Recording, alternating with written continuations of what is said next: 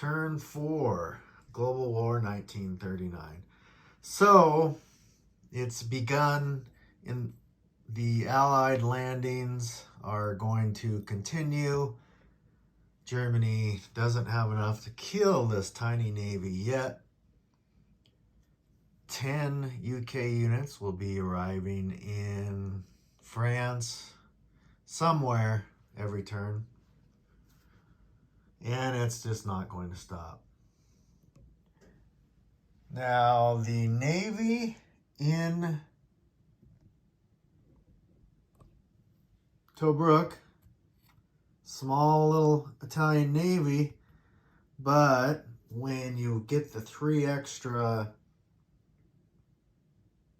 fighters that can intercept here, because of the air base I built, and I'm building a destroyer every turn, I don't know if the UK can take that or not. We will find out.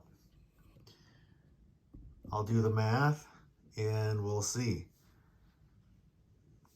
If the UK chooses to attempt to kill this navy, which again, I'll do the math. It means that Italy has at least another turn of life down here. However, Italy might last for turns and turns. They're getting a lot of units down here. But they cannot keep up with the UK. The UK's, what are they getting? 5 units a turn, I guess. Actually, it's kind of breaking even, but the UK started ahead. So Italy will be down there for a while. The war in Russia.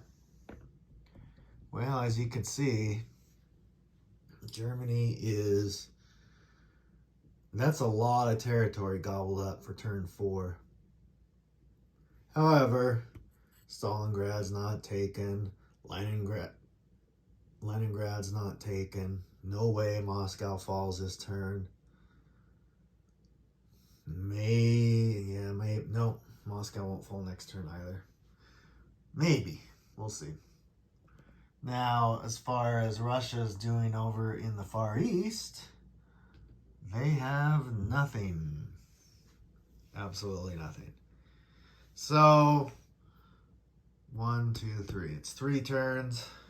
I think Moscow will fall in 3 turns, so turn 7. However, we'll see when the UK lands 10 units a turn. It's tough to say what's going to happen in Europe. I should show that Germany didn't build a lot, which probably goes against my all-in Russia strategy, but this is what Germany built, which just isn't enough to drop Moscow.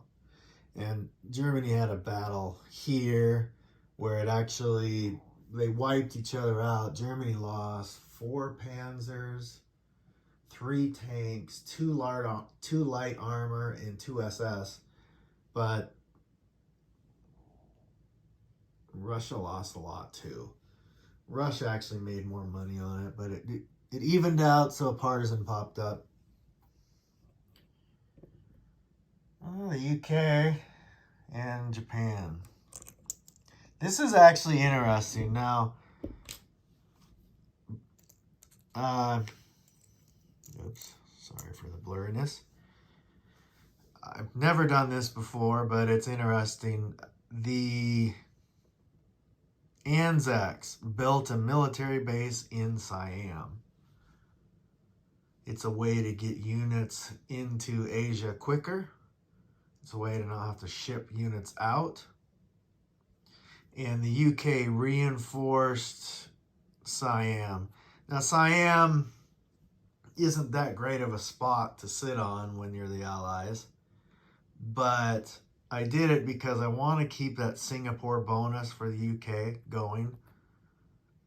And now this fortress actually matters because Japan's not going to be coming in this way. This is one of those sea zone fortresses. So as you can see, Japan's still kicked out of Southeast Asia. China's, again, it could be why throw everything where Japan can hit it with every coastal? Why throw these Chinese into Hong Kong where all the planes can hit? Because Japan can't do everything they want. They're buying 17 infantry a turn. They hit the shorelines and then they're dead. So they are coming ahead slowly here. This is a target for Japan because of the new 2 IPP bonus. When Russia is at war with Japan, the CCP get 2 IPP per turn. So really these spots, this is $5 as opposed to $3. So there's a target right now on the CCP.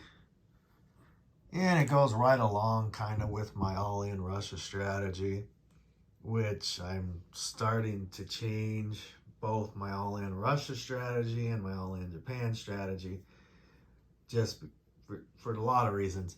But this will end up being the Russian capital, and it is Japan's goal to drop it, but this is a long way. Doesn't look like it, but especially when you have, I think, 10 infantry. 1, 2, 3, 4. Those 10 infantry is 4 turns to get there. And you got to leave a guy behind all the way. So, just like these guys for the Russian partisans. These guys are stuck here forever. I like partisans. It's realistic, but they're pretty devastating, really. Okay, now we have here, I guess that we should say the U.S. is now in the war. They rolled a 7. They declared war at the end of their turn. The U.S. Navy isn't that large. It's sitting here on, Hawaii, with enough units that Japan can't do anything about it. Now, I wasn't planning on doing this. It just kind of worked out this way. New Guinea, the military base was built on New Guinea. So now there's a little, the Anzacs kind of strike out a little bit further than normal. I don't know what they're going to take. But the U.S. can come down 1, 2, from Hawaii, 1, 2, 3. So now there's no way Japan, between the 2 navies, there's no way Japan can do anything about it. So also, as you can see, Philippines. And again, Japan can take the Philippines. But now they have, 5 units to get through? And a fortress? Japan can't do it all. They can't take Hong Kong. And Japan actually they're just going after the tempting targets. Like, this will probably be a target for Japan this turn, just because I get to kill 3 UK tanks, an artillery piece, and a elite Anzac infantry. So that'll probably be the target. And Japan did take a money island. We'll see what happens with Japan. It's going to be another interesting turn. Everyone's now officially in the war. Turn 5. We're going into turn 5. That's a very early. Actually, Japan hasn't used their sneak attack yet, so they're going to use it this turn on Mongolia. They were hoping the U.S. would roll below a 7, so Japan could use their sneak attack, but they didn't. And I said I'm going against my all-in Japan strategy because I see that Moscow is going to fall 2 or 3 turns. the U.S. has to get ready. And because the U.S. needs to take all the neutral, pro-allied neutrals, they're getting ready for it. So, and also, I guess the main reason I'm doing this is for the D-Day die that I rarely get to use. Because just the way I play. So we will be seeing you next turn in turn 5 with everyone in the war.